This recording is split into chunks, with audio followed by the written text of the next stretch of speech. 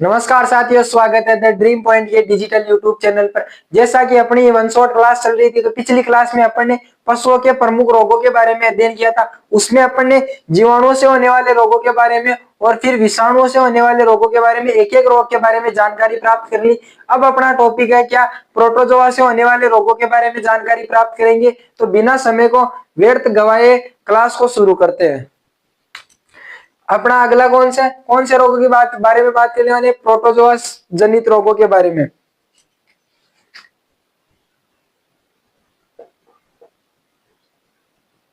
Protozoa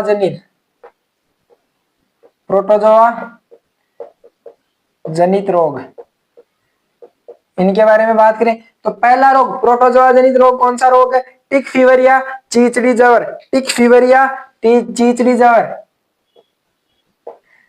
टिक fever या चीचड़ी जवर। चीचड़ी जवर, इसी का टिक फीवर इंग्लिश में और चीचड़ी जवर हिंदी के अंदर है। अब बात करते हैं टिक फीवर, तो इसका नाम क्या है, अन्य नाम बेबीसियोसिस। क्या नाम है अन्य नाम?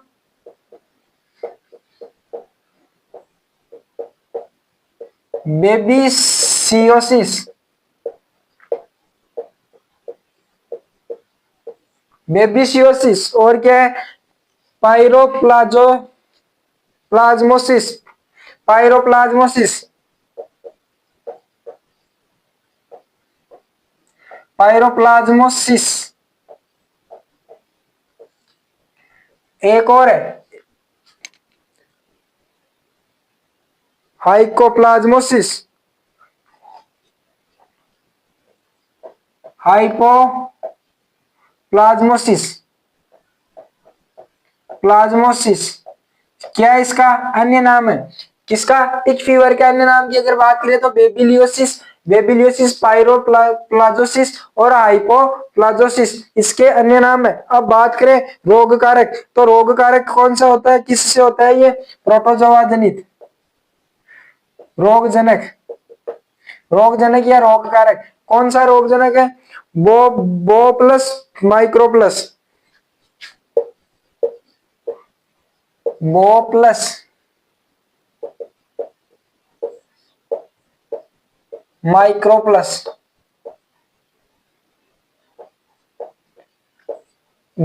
माइक्रो प्लस नामक प्रोटोजोआ की प्रजाति होती है जिससे ये रोग होता है। कौन सा? बो प्लस माइक्रो प्लस टिक फीवर रोग होता है इस प्रजाति से। अब बात करें इसके लक्षणों की, तो लक्षण क्या है इसके? तापमान। लक्षण की अगर बात करें तो लक्षण में तापमान कितना? 106 से 107 डिग्री। तापमान 106 से 107 डिग्री फ़ारेनहाइट में। फिर बता रहा हूं, तापमान फ़ारेनहाइट में लिख आना है, तापमान फ़ारेनहाइट में बताना है, ना कि डिग्री सेल्सियस के अंदर। अब बात करते हैं इसके अंदर प्रोटोजोआ आरबीसी की कणों को तोड़कर खून को पतला कर देता है, जिससे मूत्र के साथ रक्त निकलता है। प्रोटोजोआ आरबीसी को तोड़कर क्या कर देता है? रक्त को पतला कर देता है। रक्त को पतला कर देता है, जिससे क्या होता है? रक्त मूत्र के साथ आता है, मूत्र के साथ निकलता है। आरबीसी को तोड़कर क्या किया? रक्त को पतला कर दिया। रक्त पतला हुआ तो क्या, पशु जब भी मूत्र क्रिया करेगा तो क्या करेगा? उसके साथ में रक्त भी बाहर आ जाएगा। तो क्या होता है? पशु के अंदर खून की कमी भी हो जाएगी। खून की कमी भी हो जाती है। क्या हो जाती है? खून की कमी क्यों हुई? क्यों? आरबीसी प्रोटोजोआ ने आरबीसी को तोड़ दिया और तोड़कर क्या किया कि वो मूत्र के साथ बाहर निकल गए खून। तो उसमें क्या हो गया? पशु में खून की कमी हो गई। आगे बात करें, तापमान अचानक बढ़कर गिरता है। तापमान बढ़कर बढ़कर अचानक गिरता है, अचानक गिरता है, जिससे तापमान धीरे धीरे कितना 106 से 107 डिग्री फ़ारेनहाइट तक पहुंच गया। फिर एकदम से ही क्या होगा, 3-4 दिन बाद में तापमान एकदम से कितना तापमान आ जाएगा पशु का, लगभग 91 से 93 डिग्री फ़ारेनहाइट के समथिंग आ जाएगा। तो एकदम से ही गिरेगा, जैसे घंटे 2 घंटे के अंदर ही पशु ठंडा हो जाएगा। इसी के अंदर आगे बात करें तो अगर मृत्यु की बात करें पशु की, तो मृत्यु इसमें 90% तक संभावना है। अगर एक बार ये पशु में हो गया ना तो इसका उपचार नहीं होगा। अगर 100 पशुओं में हुआ है ना तो 90 तो मरेंगे ही मरेंगे। 90% तो चांस उसके मरने के हो जाते हैं। भूख में कमी और वजन घट जाता है, भूख में भी कमी आ जाती है पशु के, भूख में कमी और वजन घट जाता है, वजन घट जाता है।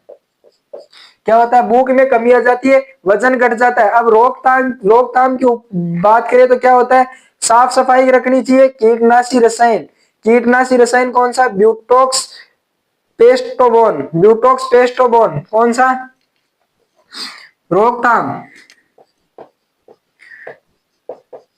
रोकथाम में साफ सफाई और कीटनाशी रसायन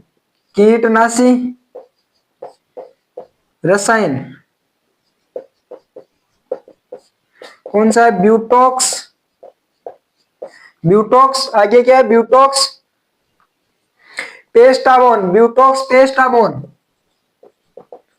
पेस्टाबोन नामक रसायन आता है, जिससे क्या करते हैं, पशु के प्रोटोजोआ को नष्ट कर देता है। इसी के अंदर बात करें तो 1% ट्रिपेन ब्लू को घोल का अंतःशिरा इंजेक्शन, 1%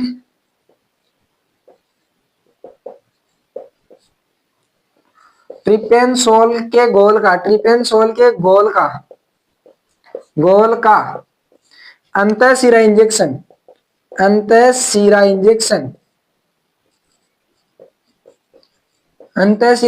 लगाते हैं, जिससे पशु को क्या होता है, राहत मिलती है इस रोग से।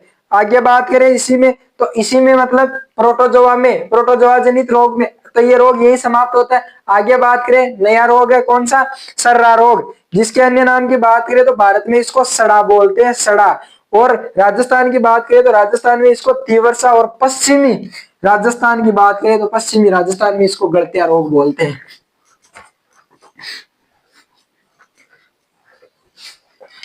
क्लास को लाइक शेयर कमेंट कर दे और शेयर कर दे साथियों के साथ में, ताकि उनको भी पढ़ने का आनंद मिले।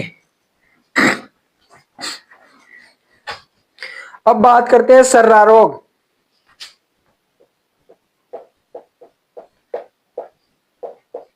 सर्रा रोग की बात करें, अन्य नाम तो भारत में क्या बोलते हैं इसको, भारत में सड़ा बोलते हैं, सड़ा।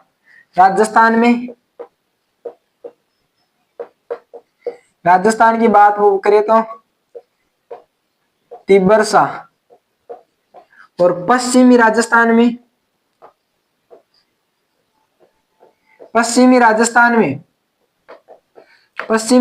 में क्या बोलते हैं इसको, गलतिया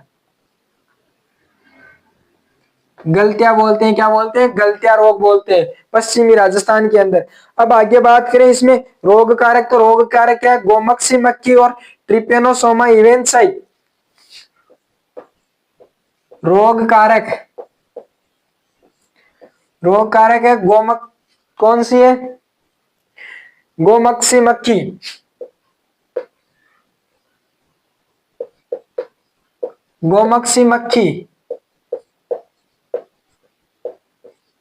गोमक्सी मक्खी है। और कौन सा है रोग कारक, ट्रिपेनोसोमा इवेंसाई, ट्रिपेनोसोमा इवेंसाई,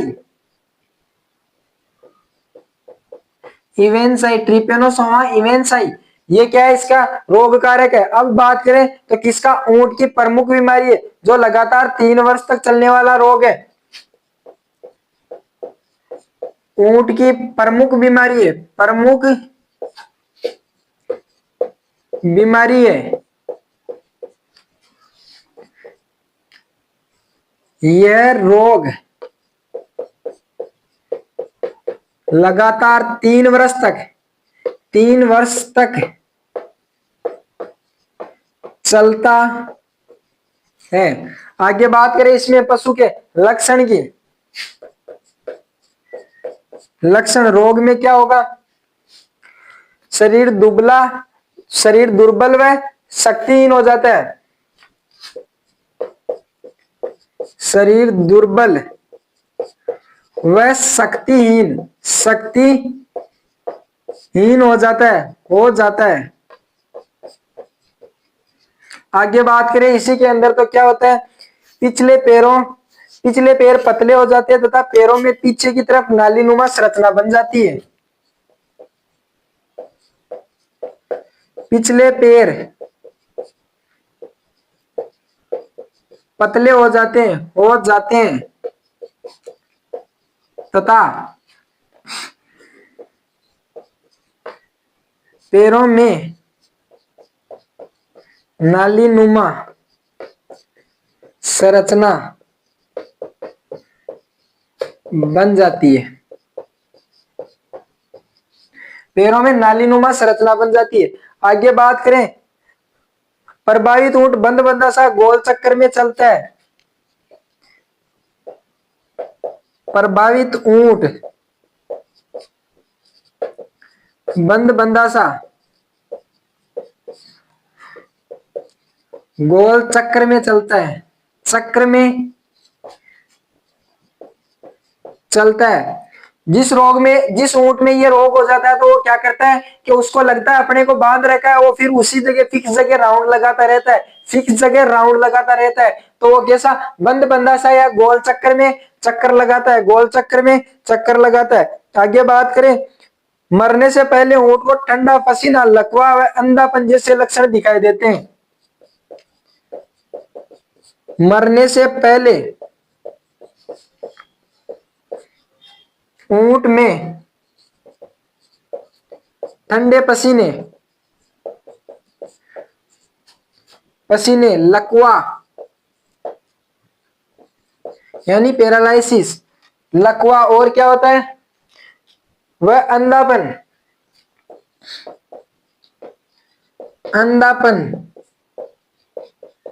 जैसे लक्षण दिखाई देते हैं।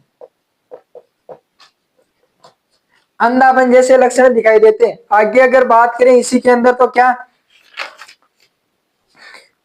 रेबारी इस रोग का पता लगाने के लिए रेबारी इस रोग का पता लगाने के लिए ऊंट के बाल को उखाड़ कर अपनी हथेली पर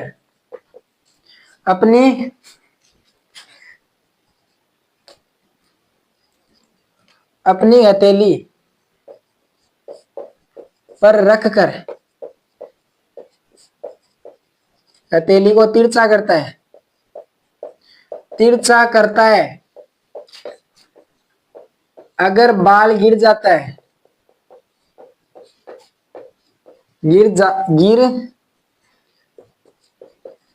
है तो ऊंट संक्रमित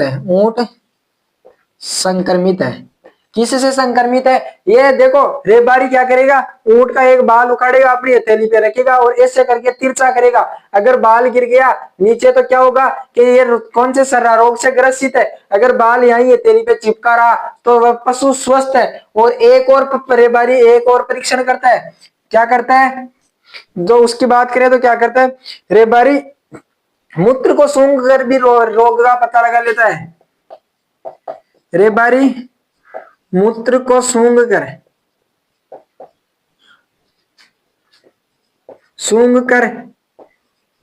भी रोग का पता लगा लेता है, लगा लेता है। मूत्र को सूंघेगा और उसको पता चल जाएगा कि भाई ये इसमें रोग हो गया। अब बात करें इसी के अंदर रोकथाम व उपचार में, रोकथाम में क्या है, ट्राइक्लिन बेरेनील,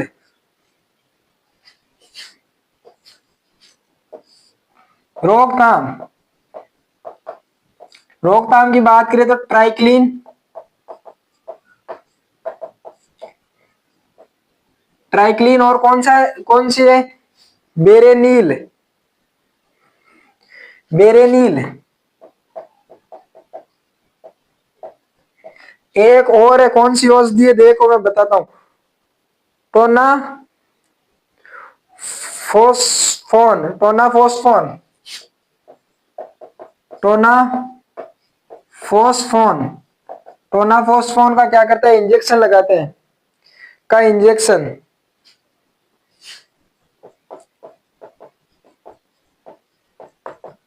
इंजेक्शन लगाते हैं। आगे बात करें, इसका कीटाणु जो होता है ना, कीटाणु यानी प्रोटोजोआ,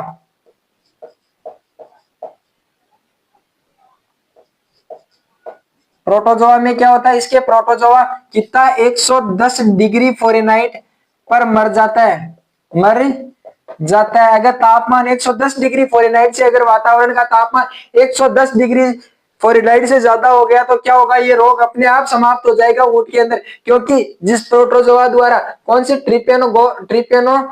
ट्रिपेनोसोमा इवेंसाई और गोमक्षी द्वारा हो रहा था, जो क्या करेगा 110 डिग्री से 110 डिग्री फ़ारेनहाइट पर क्या करेगा, मर जाएगा।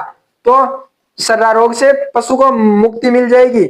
आगे बात करें इसी के अंदर तो अपने यही खत्म होते हैं कौन से, प्रोटोजोआ द्वारा जनित रोग। अब बात करते हैं अपन परजीवियों द्वारा, परजीवियों की कुछ प्रजातियां बता रहा हूं, बस उनको याद रख लेना, काम हो जाएगा अपना। तो बस प्रजातियों से पूछेगा क्वेश्चन, वरना नहीं पूछेगा। इंपोर्टेंट तो है नहीं, फिर भी करवा देता हूं, क्या पता किस्मत में हो आ जाए क्वेश्चन।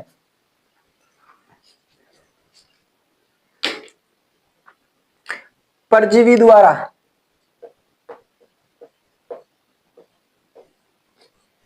क्या, परजीवी द्वारा। अब परजीवी, जू प्रकोप है ना,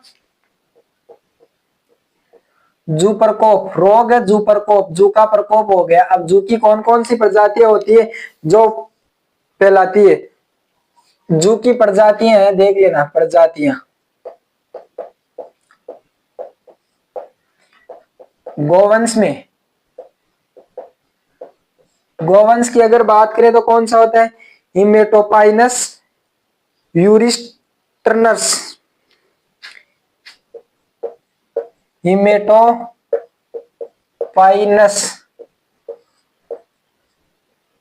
हिमेटोपाइनस यूरिस्टर्नस, यूरिस्टर्नस। अब बात करें हम बेस में, बेस में कौन सी प्रजाति होती है, हिमेटोपाइनस ब्रुफेलाई, हिमेटोपाइनस ब्रुफेलाई, ब्रुफेलाई। आगे बात करें इसी के अंदर भेड़ में, भेड़ के अंदर कौन सी, दो दो दो होती है, एक तो शरीरजू और एक पादजू, शरीरजू और पादजू यानी पैरों की जू। तो इसके अंदर शरीरजू के अंदर कौन सी आती है, लिग्नोग्नेथस ओविस, लिग्नोग्नेथस ओविस कौन सी आती है, लिनोग्नेथस, लिनोग्नेथस ओविस।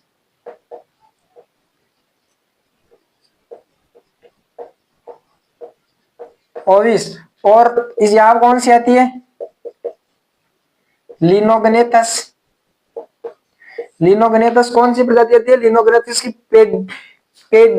पेडिलस, पेडिलस कौन सी आती है, पेडिलस।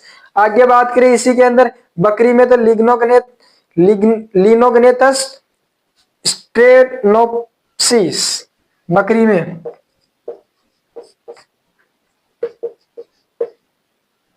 लिनोगनेथस लिनोगनेथस लिनोगनेथस लिनोगनेथस गनेथस स्ट्रेनोप्सिस स्ट्रेनोप्सिस स्ट्रेनोप्सिस क्या लिनोगनेथस स्ट्रोप्सिस ऊंट में, माइक्रोथ्रेअस कैमेली ऊंट की अगर बात करें तो ऊंट में क्या आती है,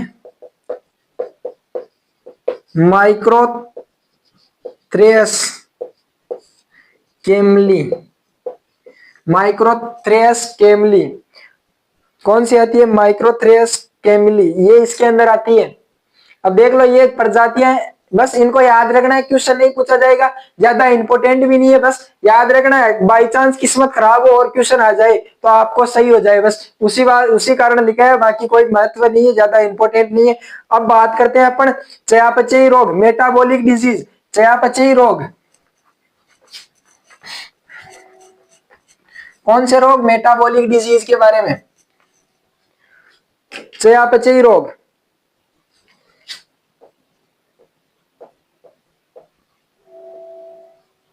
चयापचयी रोग। अब इसमें पहला रोग है दुग्ध जबर, कौन सा है एक नंबर पर, दुग्ध जबर, मिल्क फीवर, दुग्ध जबर, अन्य नाम मिल्क फीवर या हाइपोकैल्सीमिया, अन्य नाम, अन्य नाम की बात करें तो मिल्क फीवर, हाइपोकैल्सीमिया, कैल्सीमिया, क्या है, हाइपोकैल्सीमिया अन्य नाम है इसका। अब इसी के अंदर बात करें तो ये किसमें होता है, संकर गायों व भैंसों में अधिक होता है, संकर गायों व भैंसों में, भैंसों में अधिक होता है। इसी के अंदर आगे बात करें रोग कारक, तो रोग कारक क्या है, रोग का कारक, रोग कारक किसकी, कैल्शियम की कमी, कैल्शियम की कमी, कितनी 7 mg से कम नहीं होना चाहिए, मिलीग्राम से कम नहीं होना चाहिए, नहीं होना चाहिए, ध्यान रखना। 1 ml दूध में 7 mg, 1 ग्राम दूध में 7 mg से कम नहीं होना चाहिए क्या, कैल्शियम का स्तर। अब बात नोट लगा के लिख लेना, सामान्य रूप से गाय भैंस के रक्त सीरम में कैल्शियम स्तर कितना होता है, 9 से 11 mg,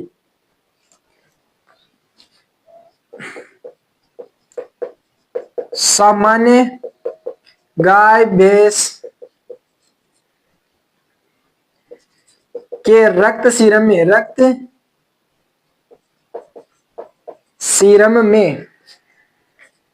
कैल्शियम का स्तर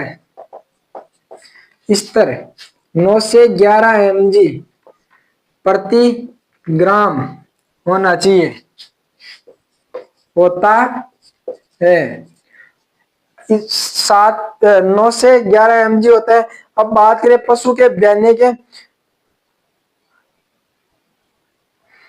सबसे ज्यादा कैल्शियम का हास, अब देखना खीस की अगर बात करें तो खीस में 12 से 13 गुना अधिक कैल्शियम पाया जाता है दूध की अपेक्षा, दूध की अपेक्षा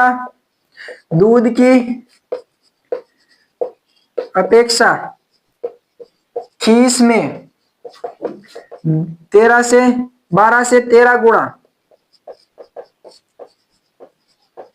अधिक कैल्शियम पाया जाता है, कैल्शियम पाया जाता है।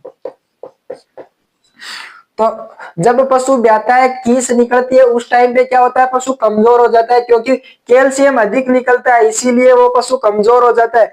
फिर बात करें इसी के अंदर तो लक्षण की अगर बात करें तो पशु का शरीर का तापमान, एकमात्र रोग ऐसा है, ध्यान लगाना, नोट लगा के लिख लेना,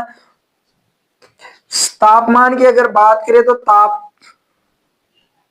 तापमान की बात करें तो कितना, इसमें तापमान कितना हो जाता है 97 से 98 डिग्री फ़ारेनहाइट, 97 से 98 डिग्री फ़ारेनहाइट, यानी सामान्य से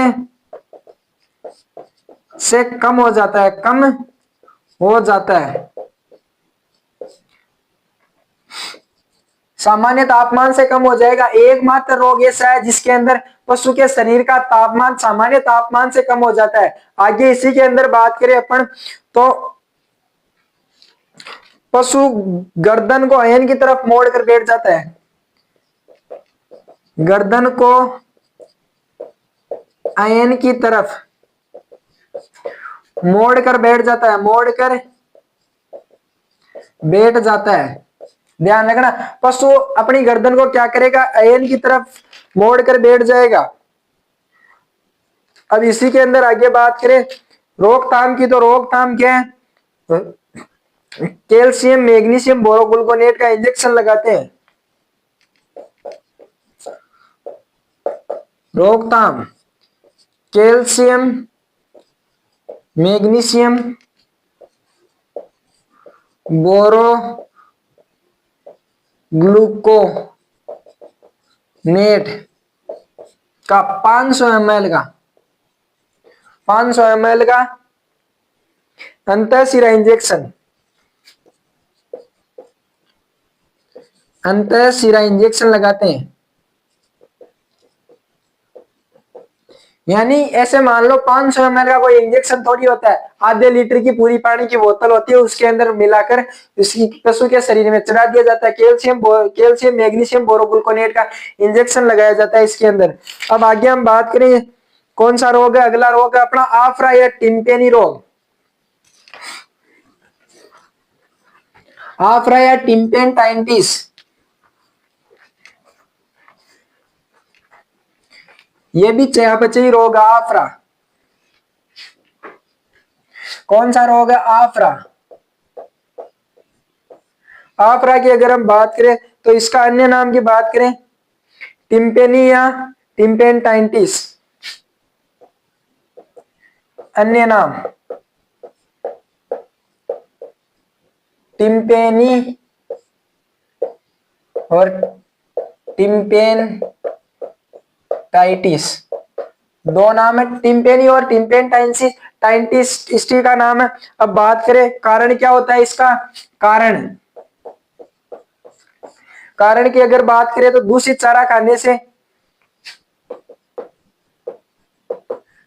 दूषित चारा खाने से, गैस के कारण। अब गैस कौन कौन सी गैसें होती है, गैस की अगर बात करें तो NH3N2NH2SCO, कौन कौन सी, NH3N2H2S, और कौन सी है, एक और है CO2 के कारण। कौन सी गैस होती है, जिस गैस के कारण अधिक गीला चारा खाने से रुमेन में दूषित गैस एकत्रित हो जाती है।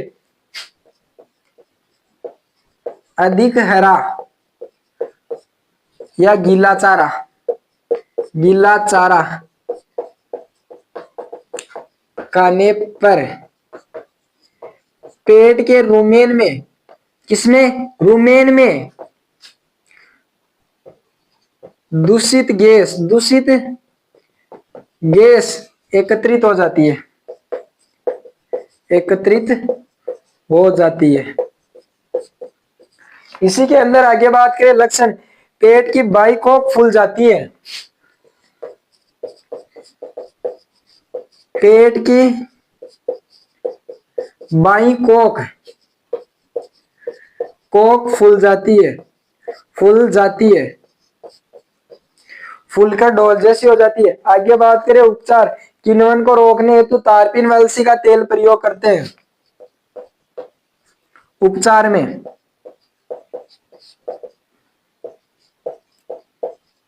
किन्वन को रोकने के लिए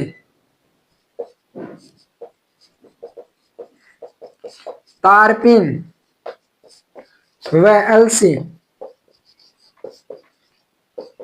के तेल का प्रयोग करते हैं। टारपीन व अलसी के तेल का प्रयोग करते हैं, किण्वन क्रिया रुक जाती है, जिससे रुमेन में और ज्यादा गैस भरने से रुक जाती है।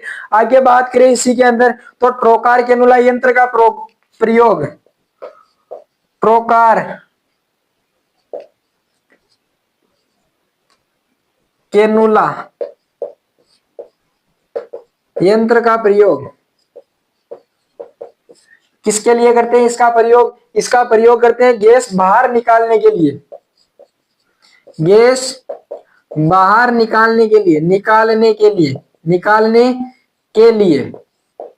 गैस को बाहर निकालने के लिए ट्रोकार कैनुला होता है अपना, जैसे ये मार्कर ना उसी प्रकार होता है, जैसे उसको पेट में घुसोया और बाहर निकाल लेते हैं। दो होते हैं उसके अंदर, एक तो बाहर आ जाता है और एक अंदर ही रह जाता है, जिससे उस छिद्र रहता है, खोखला रहता है अंदर से, तो वो बाहर आने के बाद में उससे गैस निकलना शुरू हो जाती है धीरे धीरे, ट्रोकार कैनुला होता है।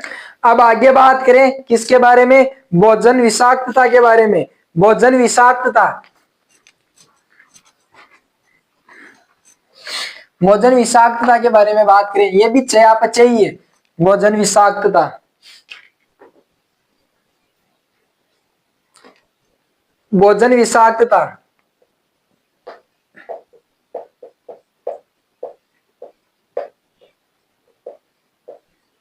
भोजन विषाक्तता इसमें क्या होता है? एक तो होता है HCN, HCN होता है HCN, यानी HCN को क्या बोलते हैं? Hydrolysis, hydrolysis. हाइड्रोसाइनिन होता है रे, हाइड्रोसाइनिन, हाइड्रोसाइनिन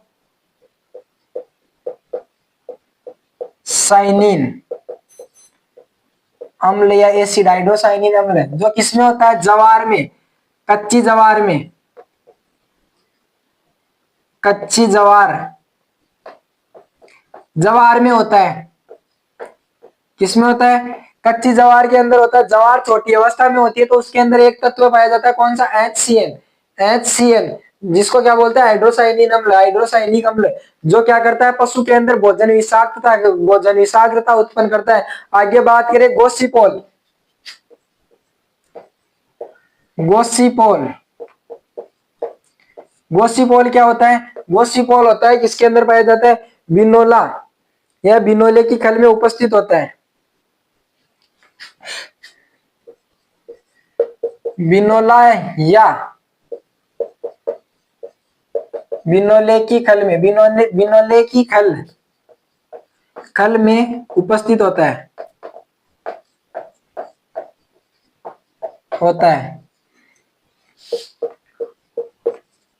उबालने पर या पानी में भिगोने पर, पानी में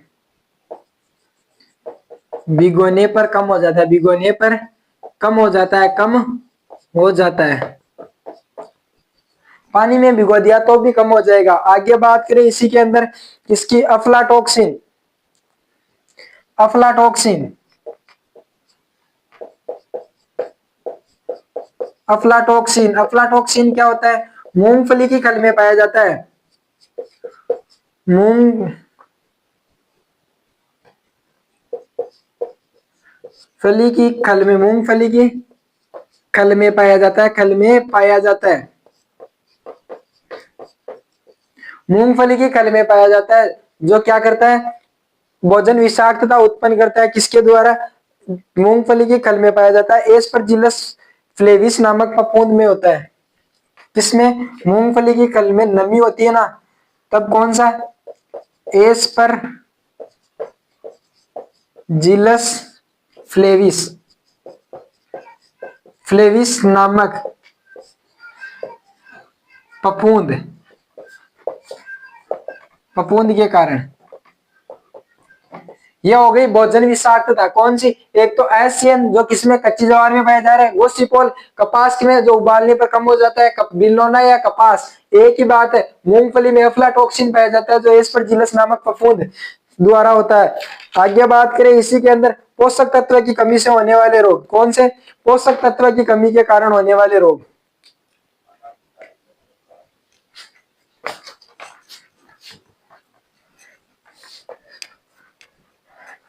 बस थोड़ा सा और सब्र बनाए रखिए, क्लास कंप्लीट हो जाएगी। पोषक तत्व,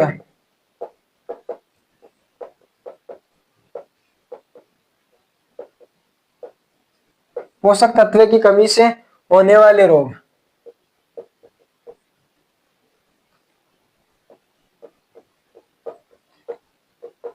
पोषक तत्व की कमी के कारण से होने वाले रोग पे 1 नंबर पर है रिकेट्स। रिकेट्स तो इसमें क्या कैल्शियम की कमी होती है, किस कैल्शियम की कमी के कारण होता है। आगे बात करें इसी के अंदर ओस्टोमलेशिया,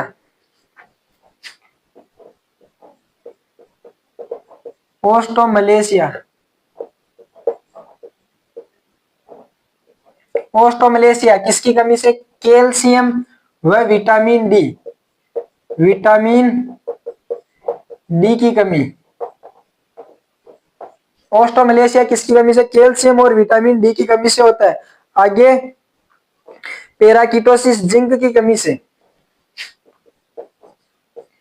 पेराकिटोसिस, किटोसिस किसकी कमी से, जेडन की कमी से, जिंक की कमी से। आगे बात करें इसी में गेंगा या गाइड रोग, गेंगा या गाइड गोइटर रोग, ये किसकी कमी से, आयोडीन, आयोडीन की कमी से, आयोडीन की कमी से। आगे बात करें एनीमिया तो आयरन की कमी से,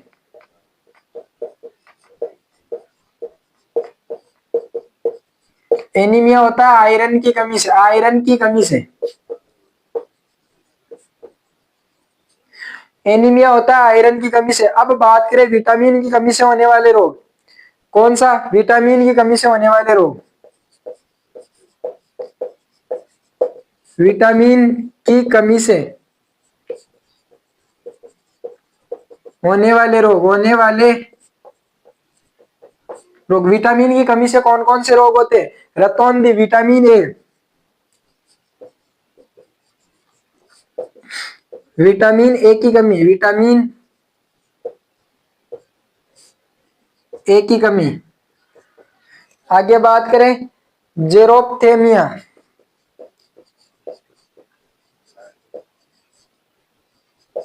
जेरोप्थेमिया कौन सा, विटामिन ए की कमी। बेरी, बेरी किसकी कमी से, विटामिन बी1 की, बी1 की कमी से। आगे बात करें इसी के अंदर स्कर्वी रोग, विटामिन सी की कमी से, स्कर्वी रोग जो किसमें, विटामिन सी की कमी से। आगे बात करें इसी के अंदर बांझपन नपुंसकता, बांझपन नपुंसकता, बांझपन नपुंसकता, बांझपन नपुंसकता। मुर्गियों में क्रेजी बिक डिजीज, मुर्गियों में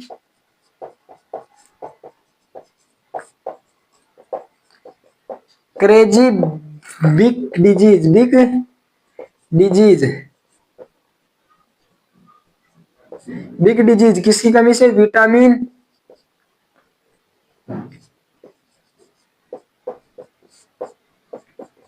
ई की कमी से, विटामिन ई की कमी से।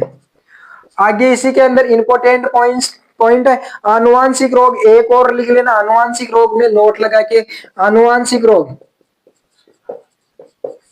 आनुवांशिक रोग कौन सा है, आनुवांशिक रोग लिख लेना हीमोफीलिया, कौन सा रोग है, हीमोफीलिया, हीमोफीलिया रोग कौन सा है, आनुवांशिक रोग है, नोट लगा के लिख लेना। और आगे हम इसी में बात करें तो अपना क्या जो पशुओं के प्रमुख या सामान्य रोग चल रहे थे वो चैप्टर यही समाप्त होता है। मिलते हैं अगली क्लास में, तब तक के लिए टाटा बाय बाय, जय श्री राम। मिलते हैं अगली क्लास के लिए, क्लास में। और क्लास को दबाकर शेयर, चैनल को सब्सक्राइब और वीडियो को भी शेयर कर देना क्लास के साथ साथ में, और एक छोटा सा कमेंट कर देना। क्या आपको क्लास कैसी लगे। देखो मैं आपके लिए इतना कुछ कर रहा हूँ तो आप मेरे लिए केवल और केवल एक सब्सक्राइब भी काफी है आपका। धन्यवाद, मिलते हैं अगली क्लास के अंदर।